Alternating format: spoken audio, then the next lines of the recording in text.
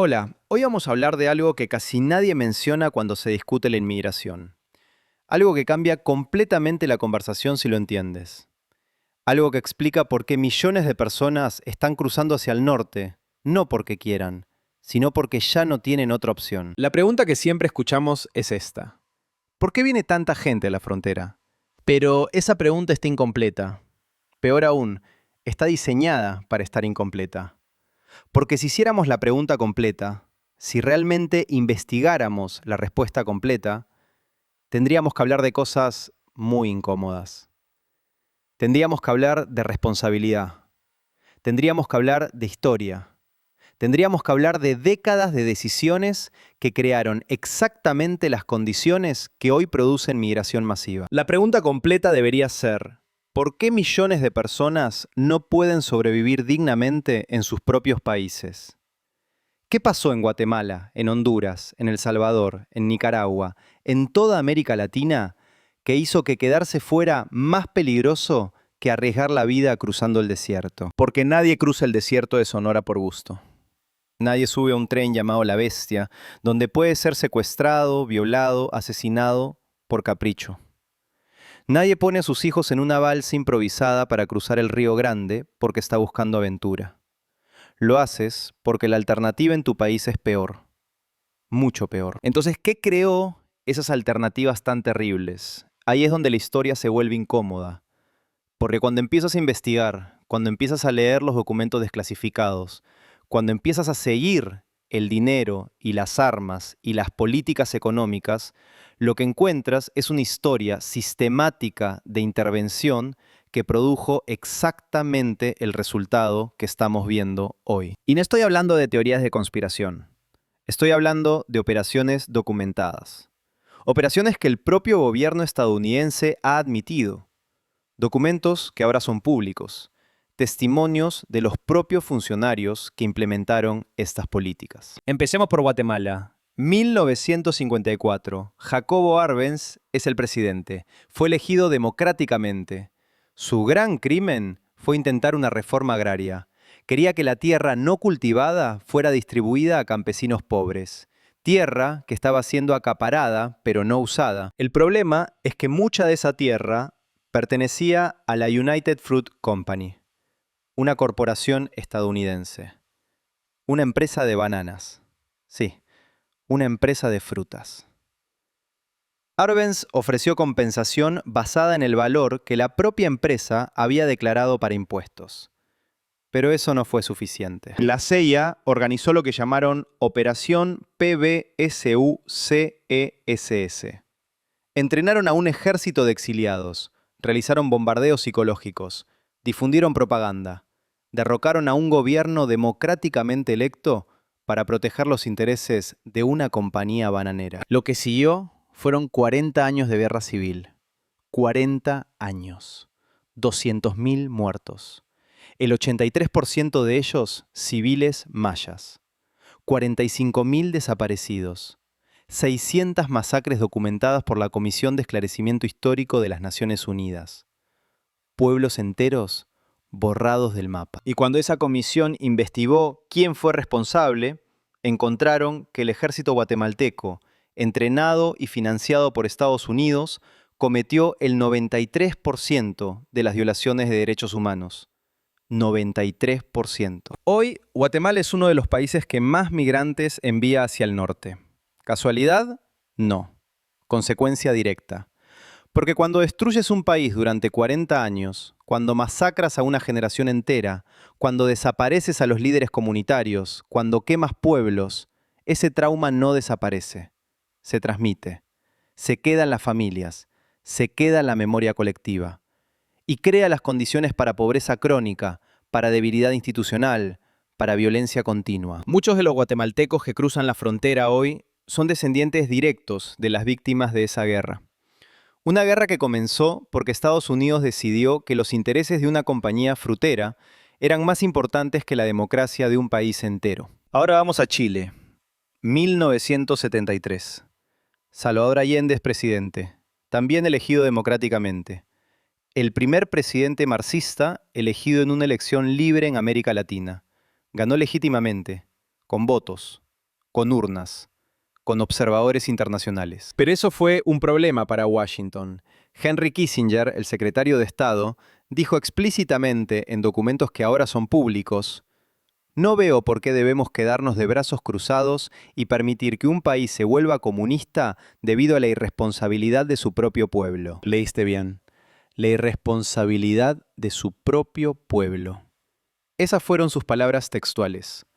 El pueblo chileno votó de una manera que no le gustó a Kissinger, entonces la democracia chilena era un problema que había que resolver. Estados Unidos implementó una estrategia de desestabilización económica. Cortaron el crédito. Presionaron al Banco Mundial y al Fondo Monetario Internacional para que negaran préstamos. Financiaron huelgas. Crearon escasez artificial.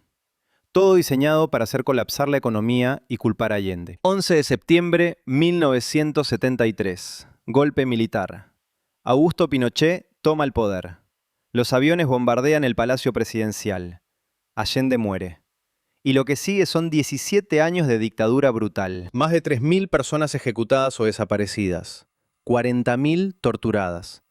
El Estadio Nacional, donde Chile jugaba fútbol, convertido en un campo de concentración. Personas llevadas allí, interrogadas, torturadas, asesinadas. Cuerpos arrojados al océano desde helicópteros. Todo esto con conocimiento y apoyo de Estados Unidos. La CIA entrenó a la policía secreta de Pinochet. El gobierno estadounidense proporcionó apoyo logístico. Kissinger se reunió con Pinochet y le dio su bendición. Y aquí está lo que casi nunca se dice. La economía chilena fue entonces reestructurada siguiendo el modelo de la Escuela de Chicago. Los Chicago Boys, economistas chilenos entrenados en la Universidad de Chicago, implementaron lo que llamaron terapia de choque, privatización masiva, desregulación, recortes al gasto social. En el papel, la economía creció. El PIB aumentó. Los inversionistas extranjeros estaban felices. Pero para la gente común fue devastador. La desigualdad se disparó. Los servicios públicos colapsaron. La seguridad social fue privatizada y mucha gente perdió sus ahorros. Chile hoy sigue lidiando con las consecuencias de ese modelo. Y aunque muchos chilenos ya no migran al norte en grandes números, el experimento chileno se convirtió en el modelo que se intentó replicar en toda América Latina, con consecuencias desastrosas. Nicaragua, años 80. Los sandinistas toman el poder después de derrocar a la dictadura de Somoza, una dictadura que Estados Unidos había apoyado durante décadas. Los sandinistas no eran perfectos, cometieron errores, pero habían llegado al poder en una revolución popular genuina contra un dictador brutal. La administración Reagan decidió que eso era inaceptable. Financió, entrenó y armó a los Contras, grupos paramilitares que operaban desde Honduras y Costa Rica. El objetivo era derrocar al gobierno sandinista. Los Contras cometieron atrocidades masivas, asesinaron maestros, trabajadores de salud, campesinos, atacaron cooperativas agrícolas, pusieron minas en puertos, todo financiado con dinero estadounidense. Cuando el Congreso estadounidense prohibió el financiamiento a los Contras, la administración Reagan continuó financiándolos secretamente, vendiendo armas a Irán y usando las ganancias para los Contras. El escándalo Irán-Contra. Oliver North mintió al Congreso. Funcionarios de alto nivel violaron la ley. Y al final, Reagan perdonó a casi todos los involucrados. El resultado en Nicaragua: 30.000 muertos. Infraestructura destruida. Economía devastada. Minas terrestres sembradas por todo el campo que seguirían matando campesinos durante años. Hoy, Nicaragua es uno de los países más pobres del hemisferio. Y miles de nicaragüenses migran cada año, no porque quieran dejar su país, porque décadas después de esa guerra, Nicaragua nunca se recuperó realmente. El Salvador, 1980 a 1992. Guerra civil. Estados Unidos financió y entrenó al ejército salvadoreño a pesar de que estaba cometiendo masacres documentadas contra civiles. El Mozote. Diciembre de 1981. Soldados del batallón Atlacatl, entrenado por Estados Unidos en la Escuela de las Américas, llegan a un pequeño pueblo. Durante 2 días, sistemáticamente asesinan a 900 civiles, hombres, mujeres, niños, bebés. 400 de las víctimas eran niños. Quemaron los cuerpos. Destruyeron el pueblo. Y durante años, el gobierno estadounidense negó que hubiera pasado. Llamaron los reportes propaganda comunista. Hasta que las excavaciones forenses demostraron que cada detalle era cierto. Ese batallón, responsable de una de las peores masacres en la historia moderna de América Latina, fue entrenado por el ejército estadounidense, con dinero de contribuyentes estadounidenses. La guerra civil salvadoreña dejó 75.000 muertos. Un país pequeño. 75.000 muertos en 12 años. Imagina el trauma. Imagina lo que eso le hace a una sociedad. Y hoy El Salvador tiene una de las tasas de homicidio más altas del mundo. Las pandillas como MS-13 y Barrio 18 controlan territorios enteros. ¿De dónde salieron esas pandillas? Se formaron en Los Ángeles en los años 80 y 90, entre jóvenes salvadoreños que habían huido de la guerra civil. Luego, en los 90 y 2000, Estados Unidos deportó a decenas de miles de pandilleros de regreso a El Salvador, un país que acababa de salir de una guerra, sin capacidad institucional para lidiar con esto. Y las pandillas se expandieron, se volvieron más violentas, más organizadas. Entonces Estados Unidos contribuyó a crear la guerra que produjo los refugiados que formaron las pandillas, que luego fueron deportadas de vuelta y desestabilizaron aún más al país. Y luego preguntamos por qué los salvadoreños migran. Honduras. El golpe de 2009. Manuel Zelaya, presidente democráticamente electo, es sacado del país en medio de la noche por militares. Lo meten en un avión en pijama y lo dejan en Costa Rica. La administración Obama públicamente condena el golpe, pero efectivamente lo reconoce. Permite que el régimen golpista se consolide. Continúa la ayuda militar. No impone sanciones reales. Lo que sigue, aumento dramático en la violencia. Militarización. Asesinatos de periodistas, activistas, defensores de derechos humanos. Berta Cáceres, líder indígena ambientalista, asesinada en 2016. Colapso institucional. Impunidad total. Honduras pasa de ser un país relativamente estable a uno de los más violentos del mundo. San Pedro Sula se convierte en la ciudad con la tasa de homicidios más alta del planeta. Y las caravanas migrantes comienzan. Miles de hondureños caminando hacia el norte. Familias enteras. Niños. Porque quedarse significa la muerte casi segura para muchos de ellos. ¿Todo esto son coincidencias? ¿Casualidades históricas? No. Son causas y efectos directos. Son consecuencias predecibles de decisiones específicas tomadas por funcionarios específicos para proteger intereses específicos. Pero la intervención no fue solo militar, fue también económica y en muchos sentidos más devastadora a largo plazo. NAFTA, el Tratado de Libre Comercio de América del Norte, entró en vigor en 1994. Las promesas eran grandes: desarrollo, prosperidad, empleos, un futuro mejor para todos. La realidad fue muy diferente. Antes de NAFTA, México tenía aproximadamente 3 millones de pequeños agricultores de maíz.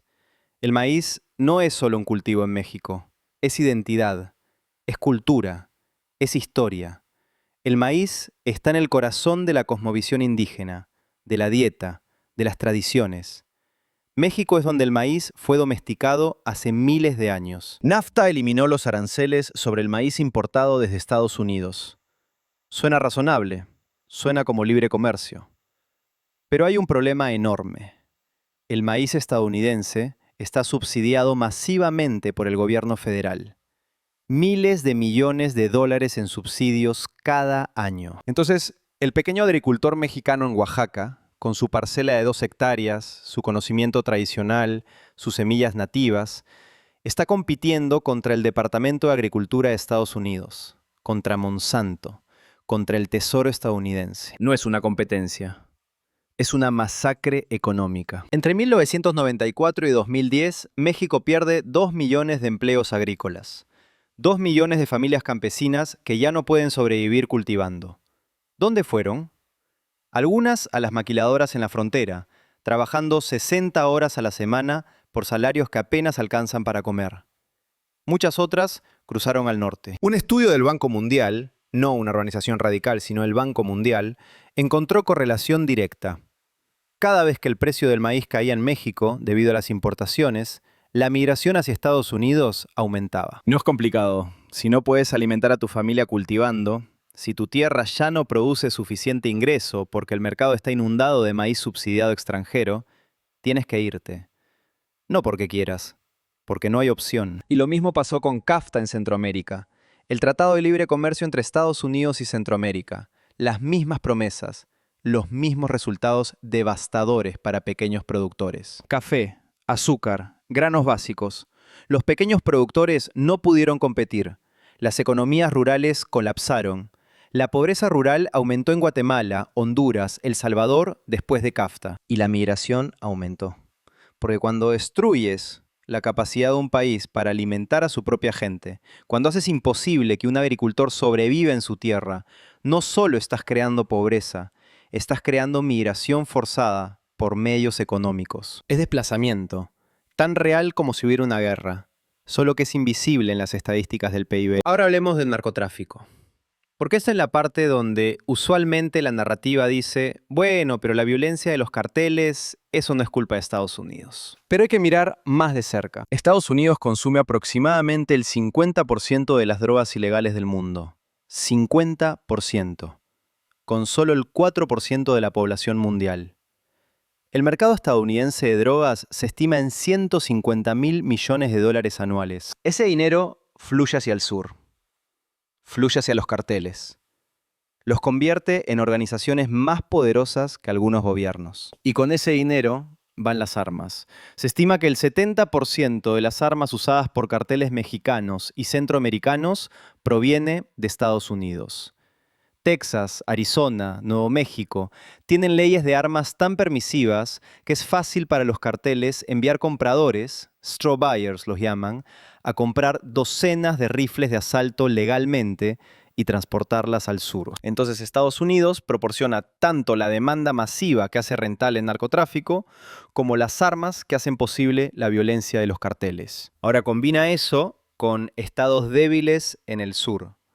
Estados que fueron debilitados por décadas de intervención estadounidense, por guerras civiles financiadas desde afuera, por políticas económicas que destruyeron sus bases productivas. Estados sin capacidad institucional real. Policías corruptas porque los salarios son miserables. Sistemas judiciales colapsados. Prisiones sobrepobladas. En ese vacío, en esa debilidad institucional, los carteles florecen. No es casualidad.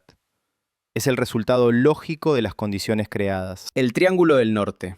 Guatemala, Honduras, El Salvador tiene algunas de las tasas de homicidio más altas del mundo. San Pedro Sula en Honduras, San Salvador en El Salvador, ciudades enteras controladas efectivamente por pandillas. No porque la gente allí sea inherentemente violenta, sino porque después de guerras civiles que mataron a cientos de miles, después de colapsos económicos causados por tratados comerciales asimétricos, después de la deportación masiva de pandilleros desde Estados Unidos en los 90, el Estado dejó de funcionar como protector de sus ciudadanos. Y en ese vacío, las pandillas y los carteles se convirtieron en el poder real sobre el terreno. Cuando un joven en Tegucigalpa tiene 3 opciones: unirse a la pandilla, ser asesinado por negarse a unirse o migrar, ¿eso es realmente una elección libre? ¿O es coacción? ¿Es supervivencia? Y cuando ese joven llega a la frontera y pide asilo diciendo que si regresa lo matarán, no está mintiendo. Está diciendo la verdad literal. Su vida está en peligro real y documentable. Entonces, sigamos la cadena completa de causalidad. Sigámosla desde el principio hasta el final. Paso 1. Estados Unidos interviene militarmente en América Latina durante décadas. Derroca gobiernos, financia guerras, entrena escuadrones de la muerte, apoya dictadores. Paso 2. Estados Unidos implementa políticas económicas que destruyen la agricultura local y la industria de pequeña escala. NAFTA, CAFTA, políticas del FMI y el Banco Mundial que fuerzan privatizaciones y recortes sociales. Paso 3. Estados Unidos proporciona el mercado más grande del mundo para drogas ilegales y las armas que hacen posible el narcotráfico. Paso 4. Los países latinoamericanos colapsan económicamente. Sus instituciones se debilitan hasta volverse casi irrelevantes. La violencia se vuelve endémica. Paso 5. La gente no puede sobrevivir. No pueden alimentar a sus familias. No pueden proteger a sus hijos. No tienen acceso a educación, a salud, a oportunidades básicas. Viven con miedo constante. Paso 6. La gente migra. Porque no hay otra opción. Porque quedarse significa condenar a tus hijos a pobreza perpetua en el mejor caso, o a muerte violenta en el peor. Paso 7. Estados Unidos pregunta, con aparente sorpresa genuina, ¿por qué vienen? ¿Ves el problema con esa pregunta? ¿Ves cómo ignora completamente los pasos 1 a 6? Es como si prendiera fuego a la casa de tu vecino y luego te molestaras porque está parado en tu jardín pidiendo agua. Y aquí está la distinción crítica que hay que hacer. Estas no fueron decisiones del pueblo estadounidense. El trabajador en una fábrica de Ohio no votó para derrocar a Arbenz. No sabía que eso estaba pasando. Probablemente nunca ha oído hablar de Arbenz. La enfermera en un hospital de Phoenix no decidió financiar a los contras. No sabía que Oliver North estaba vendiendo armas a Irán para financiar una guerra secreta. El maestro en una escuela de Minnesota no eligió que NAFTA destruyera la agricultura mexicana. Probablemente pensó que era un buen acuerdo, basándose en lo que le dijeron los medios. Estas fueron decisiones de élites, de políticos, de funcionarios de agencias de inteligencia operando en secreto, de ejecutivos de corporaciones con intereses económicos muy específicos, de grupos de presión con mucho dinero. La United Fruit Company tenía interés en que Arbenz fuera derrocado. Las corporaciones mineras estadounidenses tenían interés en que Allende no nacionalizara el cobre chileno. La agroindustria estadounidense tenía interés en que NAFTA abriera el mercado mexicano para sus productos subsidiados. Pero el precio de esas decisiones no lo pagaron las élites que se beneficiaron. Lo pagaron dos grupos. Primero, los pueblos de América Latina, que perdieron décadas de desarrollo, que perdieron cientos de miles de vidas, que perdieron estabilidad, democracia, oportunidades, que siguen lidiando con las consecuencias del trauma hasta el día de hoy. Y segundo, las comunidades en Estados Unidos, tanto ciudadanos estadounidenses como comunidades inmigrantes, que ahora están lidiando con las consecuencias de esas políticas, con recursos destinados a militarizar la frontera, en lugar de invertir en educación, en salud, en infraestructura, con comunidades divididas, con miedo y desconfianza. Todos pierden, excepto los que originalmente se beneficiaron de esas políticas. Y esos, usualmente, ya no están en escena. Ya tomaron sus ganancias. Ya se retiraron. Ya murieron, sin consecuencias. Kissinger murió el año pasado, 99 años. Nunca enfrentó un tribunal. Nunca pagó un precio por los cientos de miles de muertes en las que tuvo participación directa. Murió respetado, rico, con honores. Entonces, ¿por qué traigo todo esto ahora? ¿Por qué hablo de cosas que pasaron hace décadas cuando estamos hablando de las políticas de inmigración de 2026? Porque no puedes entender las políticas de hoy sin entender la historia que las hizo posibles. Cuando el gobierno estadounidense congela visas para 75 países citando Public Charge, cuando termina TPS para Somalia después de 35 años, cuando revoca Family Reunification Parole dejando a miles de familias en limbo, cuando despliega miles de agentes armados a Minneapolis, está tratando síntomas sin nunca mencionar las causas. Es medicina superficial. Es tapar la herida sin tratar la infección. Las políticas actuales asumen que la migración es simplemente un problema de gente mala tomando malas decisiones. Gente que quiere aprovecharse del sistema. Gente que no respeta las leyes. Pero si entiendes la historia real, ves que la migración es la consecuencia racional y predecible de condiciones específicas que fueron creadas por políticas específicas. Políticas que destruyeron economías. Políticas que financiaron violencia. Políticas que debilitaron estados.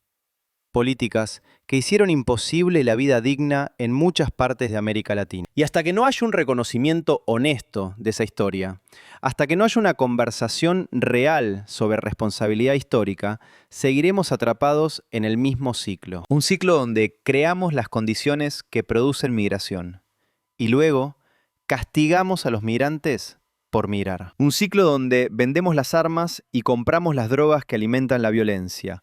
Y luego cerramos la puerta a los que huyen de esa violencia. Un ciclo donde firmamos tratados que destruyen economías locales.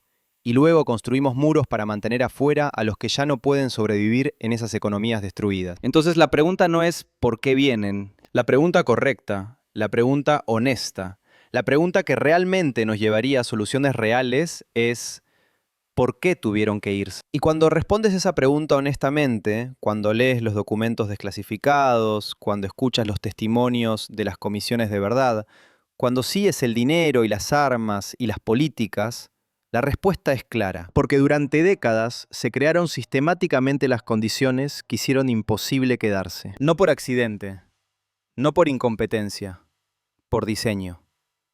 Por políticas deliberadas implementadas para servir intereses específicos sin considerar el costo humano. Y ese costo humano ahora está en la frontera, está en las caravanas, está en los niños separados de sus padres, está en los cuerpos encontrados en el desierto, está en las familias viviendo con miedo en Minneapolis. Gracias por escuchar.